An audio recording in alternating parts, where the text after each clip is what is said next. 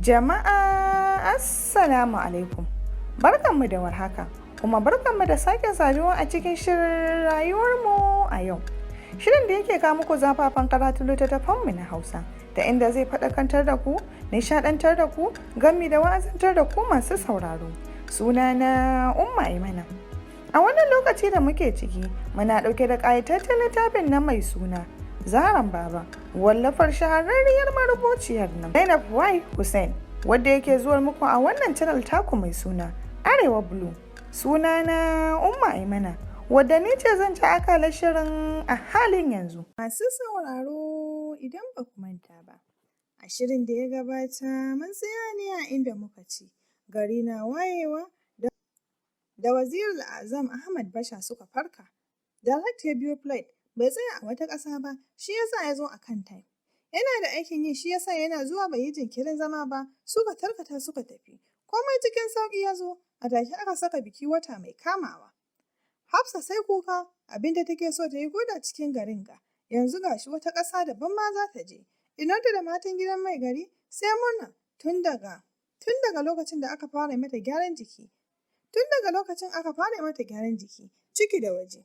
Zaman kurame suke, don Muhammad ba Hausa, ko zo a bakinsa bai iya ba, ita kuma ba ajal ko ɗaya a bakinta, sai dai dariya da suke jefa wa junansu. A nan ne muka tsaya, yanzu za mu ɗora. A haka lokaci ya taho, aka fara shagalin biki. ‘Yan uwan nesa da na kusa kowa ya halarta. Biki ya yi biki, shi kansa Mr. President sai da ya haɗa mata fati guda a Sheraton Hotel da ke garin Abuja. Oh, sai ga Larabawa a Naija, wasu a Abuja, wasu a Gaya.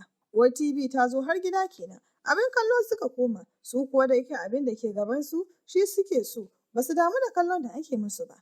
A haka aka share biki, flight biyu aka kawo don kai amarya. Wai, zo ku ga rububi na mutane daga nan birni har na ƙauyen. Yo an ji Dubai, kowa ya taho, wasu daga gari ma zuwa suke.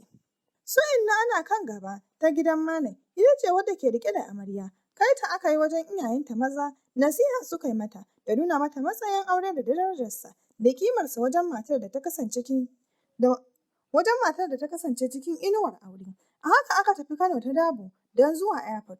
Motoci na gidan gwamna su aka kawo don ɗiban waɗanda za a yi tafiya da su. Haka aka tafi sai airport. Sauke mutane aka yi, motocin suka juya.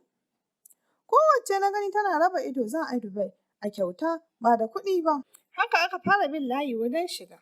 Yin ya sauke su. Haka aka ɗauki amarya aka kai ta Dubai. Gida na gani na faɗa, kusa da gidan mahaifinsa aka yi masa gidan. Komai ya tafi cikin tsari yadda ake so. Amarya dai ta gode wa Allah maɗaukakin sarki, saboda inda ya mata kyakkyawan sakamako. Ya kawo ta inda ko a mafarki ba ta taɓa tunanin zuwa ba. Ya kawo ta inda ko a ƙauyensu ba ta taɓa jin an ambaci sunan ƙasar ba. Ya yi mata zaɓin da ko a talabijin ba ta taɓa jin karo da shi ba. Ya ba ta ɗan asali, ɗan dangi, mai muƙami mai mulki. Haka ta share hawaye ta ce, Allah na gode maka da kai min abin da baka yi wa wasu ba, ba wai don na fi su a gunka ba. Allah ka yi wa na baya, amin. Allah ka yi wa na baya. 3 weeks suka yi, sannan aka mai da su gida Naija. Wasu zama ne na gaskiya da mutunta juna da girmama danginsa kaf suna santa. Ba sa nuna mata kyara ko ɗaya, sun rungume ta sosai. Tun ba ta jin larabci har ta dawo tana ji. Bata yi wata 3 cikakke ba, ya maida ta makaranta, kuma idan ta dawo yana zama su ƙara biyawa. Bata yi zurfi a karatunta ba, ta fara laulayi mai zafi, tun daga lokacin karatun ya tsaya. Bayan wata 8, alhamdulillahi, Allah ya sauke ta lafiya, ta sami ɗa namiji mai kyawun gaske. Komai na mahaifinsa ya ɗauko, bai ɗauko mamansa a komai ba. Yaro ya ci sunan Mahmud. A garin aka yi suna, daga nan ta dawo gida Naija. Sosai danginta suka yi murna da ganinta. Gaba ɗaya ta canja kamar ba Hafsan da aka sani ba. Ta goge, ta waye, ta zama wata big madam. Wata 2 ta yi mijinta ya zo suka tafi, tare da abin arzikin da ya zo musu da shi, bayan wanda ta kawo musu. Bata sami komawa makaranta ba, saboda ya ce ai karatun ba dole ba ne, ta zauna ta yi renon ɗanta. Mahmud ya taso cikin gata da kulawa, ko ina ya shiga sai an yi rububin ɗaukansa. Tun tasowarsa mahaifiyarsa ba ta yi masa wani yare daban. Bayan Hausa, hakan mahaifinsa ba ya masa wani yare illa Larabci, shi yasa ya buɗe baki da Hausa. A gida in dai da mamansa zai yi magana, to da Hausa za ta yi masa, ko Fulatanci. Ina da shekara 7 aka yi masa ƙanwa Bintu. Ina son ƙanwarsa sosai, tun tana Tun tana baby ta saba da shi, ko school ya je to da abin da zai siyo mata, ita ma ta san dangin mamanta tunda duk bayan 6 months suke zuwa Najeriya. Garin gaya kuma shi yasa ya saba da danginsa.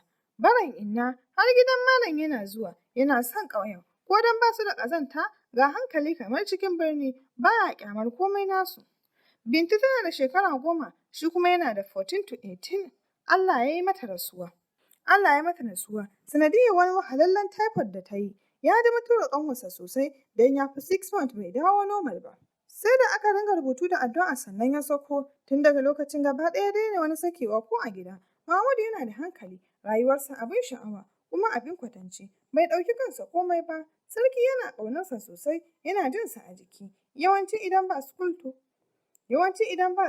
to za ka same shi a Janahi Sultan Imran Ahmad. Wane ga kakansa, shi Allah bai ba shi ɗa ko ɗaya ba, shi yasa shi ma ya ji mutuwar Bintu. Kakansa yana son sa sosai. Bayan mutuwar Bintu ne aka ba wa mahaifinsa mukamin waziri na ƙasar Dubai a madadin rasuwar da kakansa ya yi. Gidan aka ba su na sarauta kusa da gidan sarki, dama kakansa ba shi da mata, kasancewa duk sun mutu, shi yasa aka gyara musu gidan.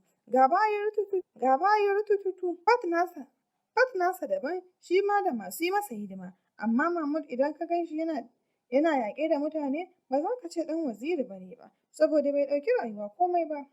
5 years later, a wannan lokacin ne Allah ya ba mamansa ciki. Lallai ya yi farin ciki sosai, kusan shi ne mai mamansa komai, ko abinci ne ya fara, mama kina da so ko abinci ne zai dafa, sai ya tambaya mama tana so. Bayan shi mai zaki ci, sai dai ta yi dariya kawai, ta sanya masa albarka. Mace aka ƙara samu wadda ta ci sunan Bintu lokacin da aka yi haihuwar baya gida, ya tafi Al-Azhar Madina don yin wani course na 8 months, amma dai ya ga fix sosai. Haka ya kasance yana karatunsa cikin kwanciyar hankali na jami'a ta Madina. Sosai yake ziyarar ɗakin Allah. Ƙanwarsa kusan kullum sai ya yi waya.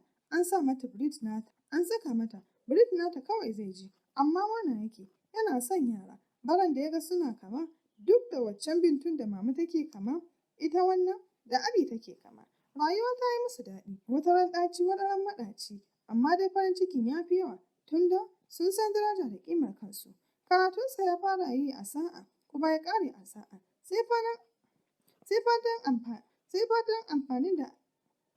fatan amfani da abin da aka ji kuma aka karanta. Lokacin da ya dawo gida, baby ta yi girma, ta fara rarrafe, dariya a bakinta kamar gonar auduga, amma ba ta yin cunkus kamar fuskar. Tun da ya dawo, a gunsa take wuni, kwana ne ba ta yi, shi ma saboda abincinta. Ƙa'idar Larabawa, baiwa za a baiwa ɗaki guda, ita da baby, ita ce mai mata komai, amma ita mamansu bata yarda ba tunda ita ta san zafin haihuwar, shi yasa ko akan Mahmud ita ce ta yi rainon ɗanta. Zuwansa gida da wata 3 ya koma school, Jami'atul Dubai, dama yana ciki, kawai ya yanke ya tafi Madina, saboda yana son ƙara ilimi na addini sosai, ɓangaren hadis zalla ya karanta. Ƙoƙarinsa ya saka Mujmal da Mi'ati ya so ya tsaya, ya yi karatun amma ya ƙi, wani ya kawai zai ƙara ya kai matakin doctor. Shi dai ya fi son ya dawo gida, ko dai ya riƙa ganin 'yan uwansa, da kuma ya rabu da Taufiƙa, yarinyar wazirin wuzara, Prime Minister na garin Bahrain, wadda tare suke. Ta nuna tana son sa, har yayanta sun sani, shi kuma bai da ra'ayinta, shi yasa ya matsa ba zai ƙara zama ciki ba. Bayan shekara 5, Bintu an girma, lokacin tana shekara 6 tana primary 2, idan ka ji hirarta, to da Aki Mahmud ne, ita ma ta ji Hausa, amma ba normal ba, tunda har yanzu bata saba ba. Ɗan hutun da suke samu ne a Jami'atul Dubai, Canadian ya saka ya ce zai je ziyara Najeriya, tunda ya kwana 2 bai je ba. Dama sauransa 4 months ya ƙare karatunsa a Jami'atul Canadian Dubai, inda ya karanci Hisab wa Tijara, saboda ya ci gaba da kula da markaziyar babansa, Markaz Muhammad Ahmad, kaya na mata da na maza, Imrati, ita suke. Ya kula da mahandama ciki. Mahaifinsa baya duba abin da ake a ciki, saboda kullum yana daular sultan. Larabawa su ne kan komai, kuma daga kan director, assistant director, manager, duk Larabawa ne, amma baƙar fata sun yi yawa, kuma da alama 'yan Najeriya suna son kassara kamfanin, tunda suna da yawa a ciki. Shi yasa ma ya tsaya ya yi karatunsa akan business, Hisab wa Attirat, saboda ya taimaki mahaifinsa. yana kuma part-time a Jami'atul Skyline. Ita English ne zalla, so Mahmud ya haɗa komai da ake so. Ba wai a Markaziya suka tsaya ba, ko Golden Dragon Shop na abbansa ne, kuma shine darakto na wajen. Colonial Cargo na sarkin garin ne, nan ma yana shiga ya gaya aikin yake kasancewa. Mahmud ba shi da hayaniya ko wani hali wanda ba na gari ba. Ba don kada na yi ƙarya ba, da sai na ce shi dai ba shi da halin da za a ƙyamace shi. Karatunsa ya saka a gaba, yana kula schoolmate nashi, amma ba da sunan so ba. Da dama 'yan mata suna rububinsa, amma shi baya ta tasu. Ba wai don wulakanci ba, sai don kare haƙƙin Allah, da kuma ba shi da ra'ayin auren yaransa. Ya fi son baƙar fata, kamar mamansa. Yana da abokanai sosai, yarurruka da dama, wasu ma cikin fat nasa suke kwana. Ya so tafiya da Bintu, so suna da school a time ɗin, shi yasa ya shirya tafiyar shi kaɗai. Ranar da zai tafi, Bintu kuka ta yi, ita dai ya dawo, ya bari su ƙara zangon. Amma ya ƙi, tunda ita lokacin da take free, shi kuma yana exam lokacin. Sallama yi wa kowa daga iyayensa har Sultan ɗin, sarkin garin kenan, da ƙanwarsa da take ta kuka. Zuwansa Najeriya, a wannan lokacin ya haɗu da Zaran Baba. A kanta ya san so, ya fara so, ya ji so, amma a ce za a raba shi da ita? Wani mai ƙarfin halin ne zai raba hanta da jini bayan zuciyarsa da ita ta fara sabawa? Babu son kowace mace sai ita. Bayan fatan Allah ya ƙaddara masa. Baya fatan Allah ya ƙaddara masa rabuwa da ita, ko da sakonni. Ajiyar zuciya Inna ta sauke, tana ta tafi turakar mai gari don yi masa wannan albishir ɗin. Da sallama ta shiga yana kishingide a kan tuntu, yana jan tasbaha. Tashi ya da murmushi a fuskarsa ya ce, Innan yara ya aka yi, na ga bakinki da magana. Dariya ta ce, halawa yau kana jin nishaɗi ne ko? To ai dai kina cikin farin ciki, ni ma ina ciki. Haka ne, dama wata magana nake son yi maka. Allah ya sa ban yi a ƙurarren lokaci ba. Allah ya sa to faɗi. Wato abin da muka daɗe muna zato ne. Allah ya sa ya zo. Me kenan? Maganar Mahmud da Zara mana. Ashe dai da gaske suna son juna. So ba ƙarami ba. Ya kasa faɗa ne saboda yana tunanin ta yi ƙanƙanta. Ya yi mata magana. A nasa tunanin fa. Sai da ne masa waya, baka ji ba har da kuka. Akan me yasa za a ba wa Zara wani ba shi ba? Kuma ka san ita ma Zara tana son sa. Duk da bata san so ba, amma a yanda take faɗar alamomi game da rashin Mahmud da ta yi, za ka san lallai tana cikin matsananciyar ƙaunar Mahmud. Ina na ce mai zai hana ka yi wa malam magana, gida bata ƙoshi ba, ai ba a ba wa dawa ba. A ganin ki kenan? Sharif Awal ba bare ba ne, kuma mutumin arziki ne. Kin yi sakeke da jikokin naki, dan aure kamar an ɗaura, saboda ba za mu zama ƙananun mutane ba.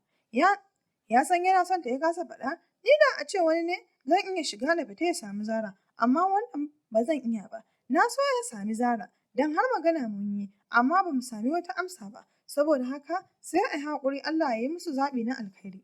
Haba malam, ai wannan ba magana ba ce. Kana da ikon yin yadda kake so a kan yaran gidan.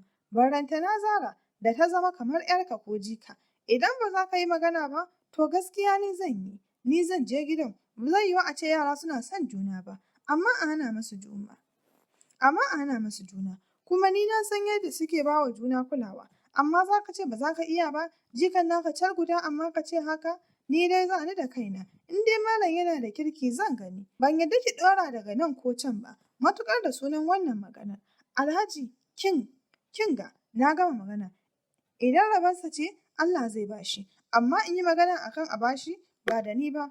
Inna babu makin magana, fita kawai ta yi, don zuciyarta wani zafi take yi, saboda takaici. Lallai ka ƙi naka, ka so ɗan wani. Ɗaki ta koma, waya ta yi wa Auwal, ta faɗa masa komai, har yadda suka yi da Mahmud da kuma mai gari. Inna kada ki sa damuwa, insha Allah Zara ba ta da miji sai Mahmud, dan shi kansa yaron da aka bata, wallahi baya son Zara, yana da wanda yake so. Abokinsa ya faɗa, dan dama mun san juna, ya ce shi ma a gidansu rigimar da ake kenan. Akan mamansa ta ce, a bar ɗanta ya auri wanda yake so, uban ya ƙi kuma, kin ga ainihin ma wata dama ce, ai kuwa to sai mu dage da addu'a, ita ce mafita kawai. Sallama suka yi, Zara jiki yana sauƙi, dan yanzu ba ta filin komai a jikinta. Sallama ma suke buƙata, tunda jiki ya yi normal. Malam sai shiri yake, zai yi auren 'ya mafi soyuwa cikin zuciyarsa. Kaya ma da kansa yake siya idan ya ga ya yi masa. Ita dai Inna ido ne nata, garin Malam bai canza ra'ayi ba, duk da yana jin abin da dakto ya ce, shi yasa ta zuba masa ido. Ko maganar ya zo mata da ita, ba ta sauraron sa, an ragowar matan. ba sa wani zama ya yi magana da su. Shi mamaki suke bashi ganin abin da suke, sai ka ce wanda suke domin sa ya san suna yi, shi yana can ya manta da wata Zara, amma su suna taɗinsa. Ko ragowar yaransa matan da ya saka aka kira masa su ba su ba da goyon baya akan haka ba, suka ce dan babu yadda za su iya ne. To kai awon da ka daina min magana, me na yi maka? Kan me kuma? Kake so ka haɗa ni da matana da ragowar yarana? Malam, ni ban haɗa ka da kowa ba, kuma magana da kake kan Mahmud, wallahi yaron yana son ta, kuma har mai gari ya sani lokacin da ya faɗa. Kai kuma kai mata miji, shi yasa mai gari ya ce ba zai iya maka magana ba. Amma tiran jikansa namiji a ce yana son ɗiyarka ba dan ka yi magana ba, babu abin da zai sa ba zai maka magana ba. To kun riga kun yi alkawari da kansa, mai gari ya kira ni ya faɗi, yaron kuma jarabawa yake, da tuni ya zo. Ikon Allah, yanzu mai gari bai dace ya min haka ba. Ai da sai ya faɗa, amma ko yanzu bata ɓaci ba, za mu yi magana. Lallai shi yasa kenan ina ta daina zuwa, shine kuwa malam dan ta yi tunanin kai ka ce ba za ka ba wa jikanta Zara ba. Ni kuma haba, ai mai gari ya fi ƙarfin komai a wajena. Zan yi magana da Malam Sharif Awwal, amma dai za a ji kunya. Babu maganar kunya malam, ka dai yi ƙoƙari. Tashi yana dariya, sai wajen Anas saurayin Zara da za a bawa. Haka ya Awwal ya tafi cikin gari wajen Anas dan ya ji ta bakinsa. Akan maganar yana da wanda yake so ko kuwa babu. Waya yi masa ya ce don Allah ya ƙaraso bakin titi, yana son magana da shi. Zuwa yayi, gaisuwa suka fara sannan ya Awwal ya ce, wato Malam Anas, na ji wata magana ya saka na ce lallai sai na zo na ji daga bakinka. Cewa maganar haka ne ko kuwa ƙarya ne? Wata magana ce haka. Wato su mutane ba a iya musu, komai kai idan suna kai, har an kai rahoton halina. To sai me, abin da ka ji haka ne, ina da wadda nake so, take so na, kuma mai lafiya ba kamar ƙanwarka ba. Yanzu haka ɗakin na kama wadda nake so, sai ya aka yi, ko ba za ku ba wa ɗan iska ƙanwarku ba. Kuma na rantse in dai aka auren ita, sai kun yi da na sani, tunda ni ban so, a rasa wadda za a ban sai 'yar ƙauye, rainon koko da ƙosai, yayan kamun fulawa da farau-farau, girman noma da almajiranci. Enough stupid. Dama haka kake? Wallahi malam yayi gangancin bawa Zara yaro mara tarbiyya irin ka. Kamilar mace, kai dama haka kake? Lallai albasa ba ta yi hannun ruwa ba, kuma a yadda kake nuna mutane halayyarka, ashe ƙarya ne, munafiki ne kai. To wallahi ka rabu da Zara tun wuri, da wanda take so, shi ma yake son ta, kuma mutum kamili ba irin ka ba. Ban zata haka kake ba. Allah mun gode maka da ka nuna min halinka. Ai magana ta riga ta wuce, dole na aure ta. Muraya sunna sati mai zuwa, na sau muku ƙanwa, amma ba zai rabu da ita ba wallahi. Wallahi baka isa ba, kai waye da zaka auri ƙanwa da kuma ka sauta. In dai ina raye, baka isa ka aure ta ba. Okay, saboda kuna son ku bawa ɗan Larabawa ita? Ai aure kamar an yi shi an gama, sai dai ku mutu. Bye. Haka ya buɗe murfin mota ya fita. Salati ya Awwal ya saka ya ce ƙalu inna lillahi wa inna ilaihi raji'un. Masifa sabuwa. Daga wannan sai wancan. Amma idan masu sauraro, duka abin da ya sawwaka kenan a cikin shirin namu na yau, mai suna rayuwarmu a yau. Sai kuma mako mai zuwa idan Allah ya kai mu, za ku ji mu ɗauke da ci gaban shirin.